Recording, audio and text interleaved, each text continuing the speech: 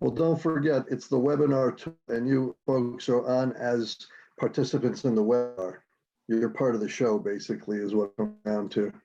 I basically just went to Zoom and put in the meeting number and I was connected. You could do that. That you should be able to do. Meeting number should be on there. Did you, the meeting number is in the email also. Yes. All right, so we are recording and we are live. Okay, I think we're going to call this meeting of the Policy Committee to order. Thanks for joining us remotely, everybody. Our first full remote meeting, which is exciting. We are going to only have 2 committee members here, just Violet and myself. I spoke to Emily about an hour ago, and we neglected to realize just in general that this is the start of Passover that we've scheduled this meeting in. So we are going to miss her for this meeting, but she weighed in before. So I will share some of that with you as we go through. We're starting our Passover at 8 o'clock. We will easily make matzo it. ball soup for dinner, and Passover starts at 8. Sounds great. I'll be looking for the wine. I'm going to answer. For the wine. I'm going to answer Steve's question live. Steve notes that he can see us live on YouTube, so I'm going to mark that as answered. It's very exciting that you can do that while we're having the meeting.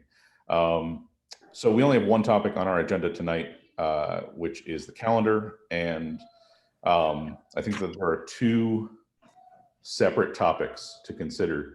One, I think, is fully answered, and we can hopefully put it to rest entirely, and it's the question that, Tom, thank you for sending all the emails from Shipman, which basically said, yes, you are absolutely permitted to do any of this, any of the things that are being proposed in terms of vacations, ending the school year as scheduled, or otherwise. Whatever's necessary to meet the educational needs of the students is a local decision. So we have gotten a lot of clarification about that.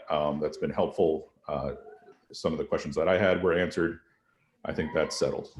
Violet, any remaining questions about that, or anybody else? I did have a question on the PD day, but we can talk about that as we go through the calendar. There's a professional development planned for May 5th, but outside of that, that's all I had questions about.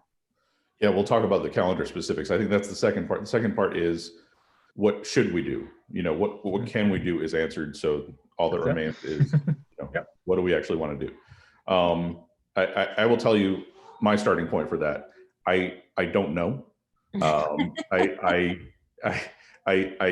see the recommendation from the administration, and I feel as a parent on the inside of this as well that it's a lot of work to be trying to work and teach and do all the things that are supported by our teachers in the district and everyone in the district at home. And so I recognize that breaks are welcome. At the same time, I hear questions from people about, about the continuous learning and the, 180 is an artificial, number either way. I think we can all agree, but there's some question about will folks at every grade level, especially the older grade levels, be able to do what they need to do within the number of days that we have remaining if we do have a May break and end on time. So I don't have a strong push in either direction. I will tell you, I spoke to Emily. She felt the same way, and her suggestion, which I think is actually pretty valuable here, is to, this is all we would be doing here is making a recommendation to go back to the board, but we do have a little bit more time than in a board meeting to dig into it a little bit. And what she suggested was that we come up with some pros and cons and other items that come up, just so that we can have talked that through and present it to the board and let the board think it through. I will throw out one other thing that came up in my conversation with her, was the idea that, especially in terms of, making sure that we're in some kind of rhythm, I guess, in terms of remote learning. There was the idea of, what if, instead of 5 days off straight, you had a bunch of long weekends or a bunch of Wednesdays actually off, like 5 of those, so that there's, continuous opportunity for kids to be doing that remote learning, but at the same time, lots of built-in breaks for teachers and administrators and parents and everybody, and the kids themselves who are doing this work. So again, that's all out there. This is new territory. We've obviously never as a board had to explore having fewer than 180 days. I'm certainly not opposed to that at this point, but I think we should consider a lot of the thoughts that are coming in from different people and from board members. I see a real hand raised. It's not even a digital hand. Yeah. I don't think you have to be recognized, Katie. I think you can just go because you're the chair. I know, but I didn't want to, I love the slow and thoughtful approach. I think too, though, and I think as much notice as we can give families about whatever the plan is will be important. We're in kind of a lot of uncertainty. So I'm finding that the more definition that we can provide will hopefully provide some reassurance and stability to families. So I appreciate the nature of taking the time to have this meeting and then also potentially sending it back to the board. But, May is not that far away. And so I think giving parents and teachers who are planning a roadmap in terms of time off and whatnot will be important. That's Agreed. it. Okay. Yeah, and either way, I think we can't officially change the calendar till Tuesday. But I think that's my recommendation as well, is that on Tuesday we make a determination one way or the other. Violet? So I think an easy question to answer is, or a discussion we can have is, are we all in agreement we're going to go until the 17th or 18th or whatever the last day? I guess it's the 18th. Are we all in agreement we're going to the 18th? I am at this point. I don't see value in extending the year beyond that in terms of, there's always obviously value in learning, but in terms of certainty and in terms of plans that have already been made, and who knows where we're going to be in June at this point, I'm comfortable with that part of it. If I'm not mistaken numerically, and Tom, correct me if I'm wrong, or if Gail ended up getting on, if we take 5 days off in May or at any point, and we end the school year at the expected time, we are at 172. Is that right? Yeah, I think Good Friday might throw that off, though. I'd have to go back, excuse me, to the calendar, actually count them, because Good Friday was built into our spring break. So that may throw it off by just one day. Okay. Here, if you can do the math, I have the calendar. It's 21 days in April, 20 days in May, 14 days in June. So if we count from, is today, what's today, the 8th? So it's, But you have to go back to March because those were the 10 days that were. oh, okay. So there are 22 days, school days in And March. we had 3 snow days in December. You'd have to start from September and kind of march Okay, on. so then it's a Yeah. lot more math than I can just throw. Yeah. At least while live on YouTube. Greg, Okay. if I can build off of Violet's, I think it would be important for the 3 of you to also talk about that. I don't know how loud the voice was, but some folks had said, why do a spring break at all? And to Violet's point, the June 18th, just end earlier. And I'm not recommending that. I'm not advocating. I'm agnostic on it. I just think in fairness to some people that had mentioned that, at least the board can, put that out there as well.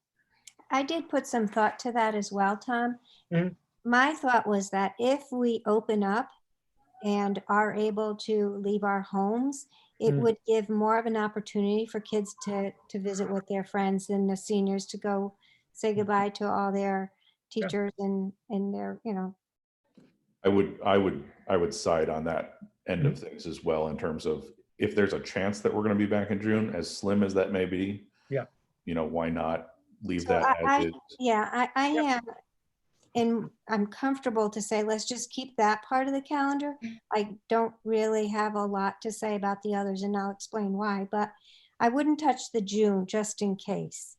Because I really do think making closure is really important. If there are opportunities for even elementary, middle school to have their celebrations and whatever, I would hate to shortchange students on account of that. So I would leave that Yep. end alone. Yep. But in terms of any other time, I don't have kids in school. I'm not a mother with young children in the home where I have to teach them as well as try and work. So I don't have a lot to say, but I did ask my son, and he said, I would just want to get it over with. I would just want to do everything I had to do and just get it done with. So I'm not sure if he understood that if you get time off in May, you'd still end on the 18th, but Yeah. he didn't really think that going back and forth, it's sort of teasing you when you go for 5 days, then you take a week off, then he was opposed to that idea. But then again, if he were in high school, he might feel differently. So I see Diane's hand raised, but just before we do, it sounds like we have at least one thing that we're in agreement on, and maybe we could make a number of small recommendations along the way. Do we want to vote, Violet, on keeping June 18th as the final day regardless and Yeah, start there? I think that would be, I mean, I certainly wouldn't want to extend it at this point because that would Okay. be really kind of cruel, I think, but I'm I gonna think it make that would be motion fair then. to do that if in case the school opens at least, and if it doesn't, kids are home. I'm gonna move that we stick to June 18th as the final day, no matter what. That's a motion. You get a Second, second? You're the only one here. All in favor? I do. Okay, that's everybody. So that's one thing that we have for sure. So Okay. Diane, thanks for waiting. I just wanted to say that I had a couple of people comment to me just with regard to the May break, parents. And one person said they didn't see what the point of having a break in May was when you can't travel anywhere anyway. We just had a 2-week break before online school even started. And then someone else said to me that they knew we were discussing the May break, and their concern is with it peaking in Madison, possibly in early May, maybe think about not doing that. And keeping the momentum with the e-learning and maybe end a week earlier instead, just a thought. So Yeah. I just wanted to let you know what people were saying. Well, Yeah. Tom, what do you think the response would be from teachers, anybody, about that idea that came up in the conversation with Emily about spreading out days? We did survey the teachers. We had a really high response rate. We looked at, I think, 79 districts as of, it's probably a little, maybe over a week now ago through CAPS. I could dig back into, for the board meeting, the teacher survey. I don't think we separated it out as far as split it out or 1 week. It was more kind of like a yay or nay. The feedback that I've been getting from the administrators and from some teachers is, and I'm going to make sweeping generalizations here by age level. High school seems to have gotten into, maybe some as low as 2.5 hour a day, some as much as 4.5 hour, but some type of groove. And I think the most important thing is incredibly independent by and large, not everyone, but by and large, very independent. I think middle school, especially upper middle school, is pretty close to that. I think when you get to lower middle school, maybe not as much. The demographic that I've been really concerned about from day one, and I had a lovely conversation with a mom at her wit's end yesterday. Her and her husband have been home since the beginning of March working. I think one works in the city early, and they have a second grader, a kindergartner, and a preschooler. And we have a number of those families, and that's the family that I'm worried about. Like, they may need just a breather to be offline, and maybe the day is appropriate, a week, maybe an entire week, I don't know. But those folks, I think, no one's even sick yet in their house or that they know. I mean, that's going to happen too now. We've gotten a couple of staff members that we know have family members that are ill, so that's also going to happen. So that's the demographic I'm hoping to help out a little bit. Based on that, I'm comfortable with saying this, and maybe we can do a little more research in the interim. But Violet, would you be comfortable in saying, because I think this is where Emily was coming from too, that everyone felt okay with taking 5 days off without getting specific yet about which 5 days, given what I think Tom just described? I think that that's a prevailing feeling from what I can tell. If you're asking me, I totally agree. As I said, if I had, 3 computers and 6 of us in this house, and a house where not everyone necessarily had their own room to operate, and I was on the phone as well, I think I'd be a crazy lady. So I do think, whether it's a Wednesday or Friday, I think a middle of the week makes more sense. And I think it's kind of a gift in exchange for a solid week off, which I'm not 100%. I Yeah, don't think that will necessarily do the trick, because then when you get back on that following week and go 5 days, and I think you're back to where you were within 2 weeks. I think it yeah, would be probably a little kinder to give a in the middle of the week break every day of the week. I mean, as we are right now, we talked about the Wednesdays. I mean, maybe that's something we can consider, either something similar or modified. I don't know, so, my opinion. and I'm saying all this as remote learning is happening behind the wall right here still. That's the time of day that we can actually make that happen in this household. So it's a lot, right? And I think, so let me make this generic motion and see what you think if you want to second it. But I want to make a motion that we add 5 vacation days to the calendar. I would agree with that. And we can kind of discuss how that would look, but I think that would be fair. But I need to go back to that professional development day Yeah, that I please. mentioned. Please, I maybe think, let's do that as discussion. Go ahead. Go ahead. I'm sorry? I said this is a good time, because if you want to second that motion, then we can discuss it with that specific item. I forgot about it. Okay, yeah, I do want to make sure that that would be a consecutive day, and I don't know if that's what I want to do in March, if we're going to give them 5 days. If they have, In I'm May, you sorry, mean? May, that's what I meant. But in March, if we're giving them every Wednesday off, perhaps consider keeping that consistent Yeah. throughout May. Keep in mind, so far, there are no Wednesdays off. It's just that teachers are not available after whatever hour of the morning. So it's I was not gonna bring that actually, up too, Greg, and I just, as a mom who has a 2-parent working outside the home, I think there's value, and we've heard from several parents who are also working outside the home, who the consecutive days is time for them to allow for their employer to give them time to plan and be home with their kids. So, one day in the middle of the week makes it a little bit more difficult. can you explain? I don't understand what you mean. Sure. So if you're off of an entire week, I can request that week off, Oh, I but see. requesting every Wednesday for a Oh. parent who has kids in elementary school might be a little bit more difficult.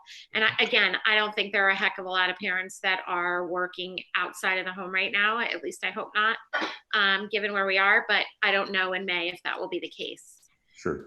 So just a logistic. Yeah. What's the date? Violet, back to your item about May. What's the date of that of the PD day? I don't So the have that professional development was scheduled for the 5th.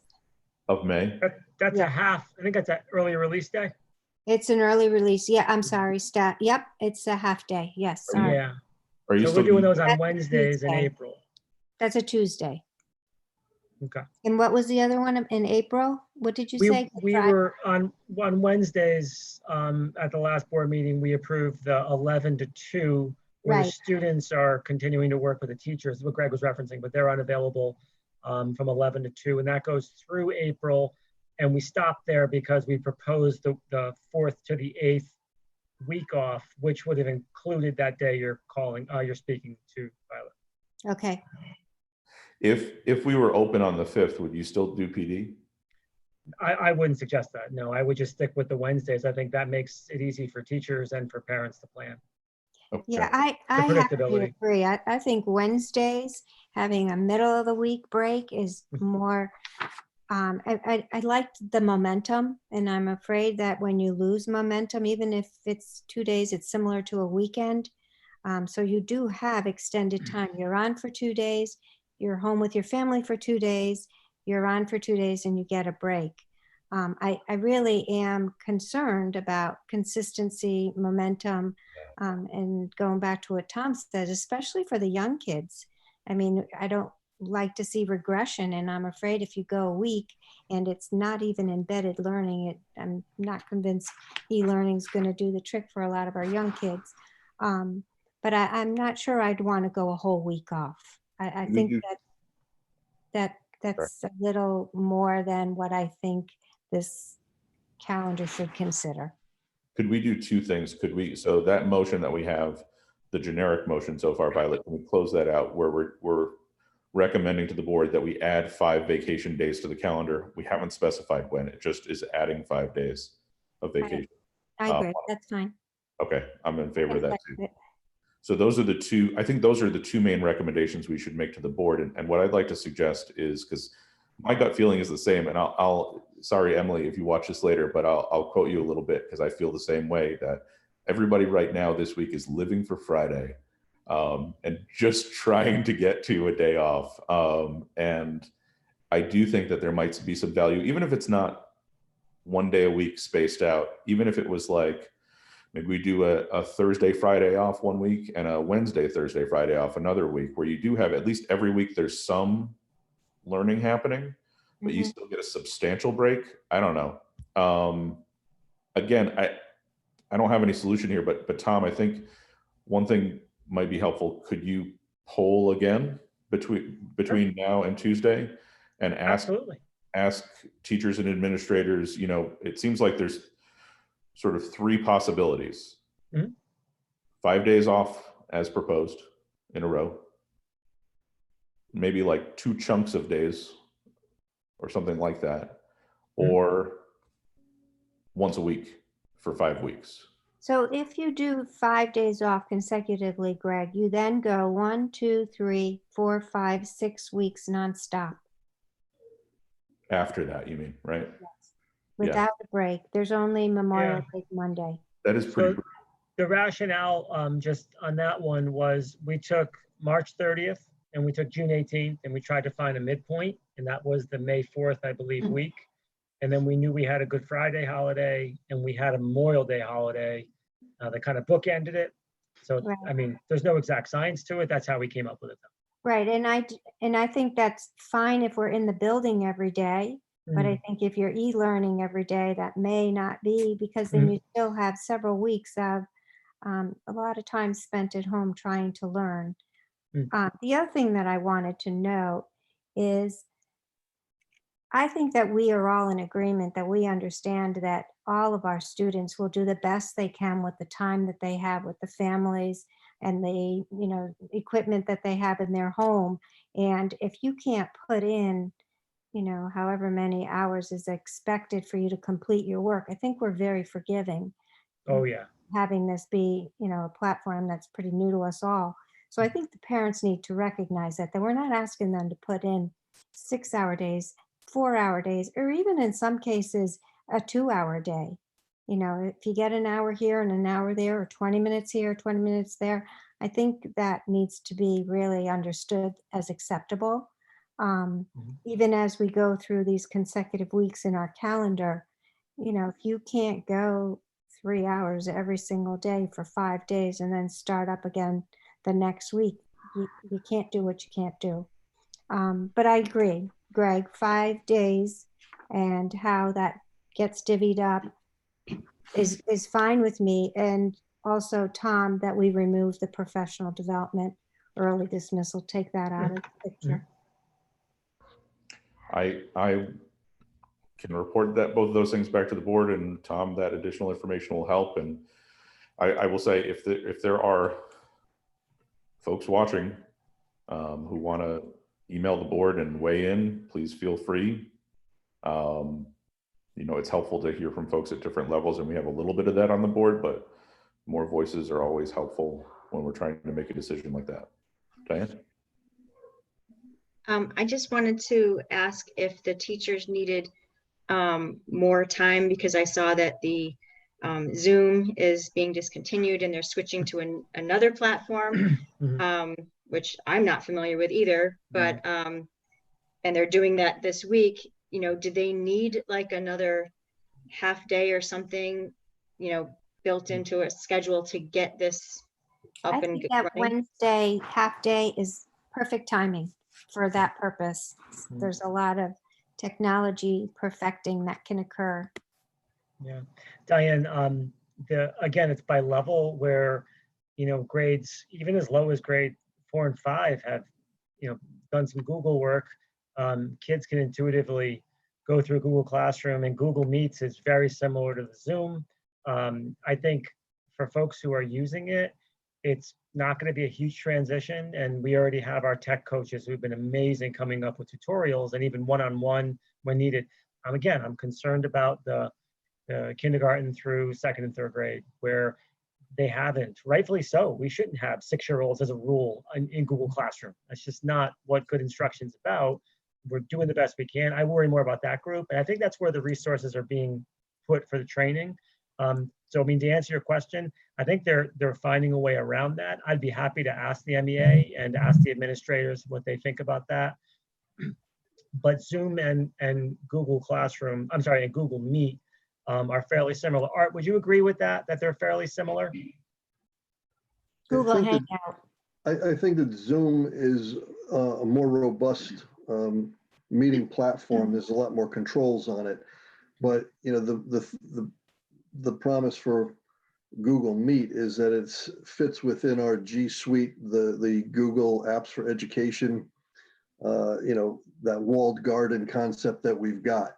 So, I mean, I think that the Google Meets will pretty much always be a little more secure, but you're giving up some functionality. I think that you can get it all done without any, you know, I don't know. I'm not an expert on that platform either, but I think they're similar. I know that there was a teacher that did it today for the 8th grade with the new meeting platform, and there was some technical issues. It was difficult to hear and stuff like that. So I don't know if that's just because it's the Google or what. I've been on Google Hangout and Google Meet, and they are very similar. I think most kids are more familiar with that. There's more protections also. Zoom has less protection. So I've talked to you about that. Yeah, well, we got some feedback from parents in the past few days, and it led to it wasn't so sudden, but a seemingly sudden decision really to just suspend it, because we were not alone. I think it was Simsbury, the other district, who was going through something very similar. And I think it was important to shut it down and get people into Google Meet as a rule now. You know, and we've even had discussions internally. If Zoom comes back and meets our expectations security-wise, is it really worth switching again?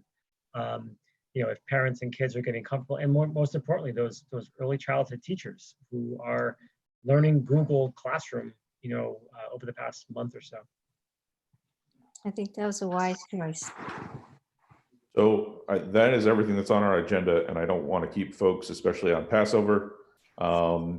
Anything else for the good of the order? Otherwise, I will, and it's a little unusual, but I will send an email just out to the board with the 2 things that we recommended, so that those folks also have time to think about it and be prepared for Tuesday.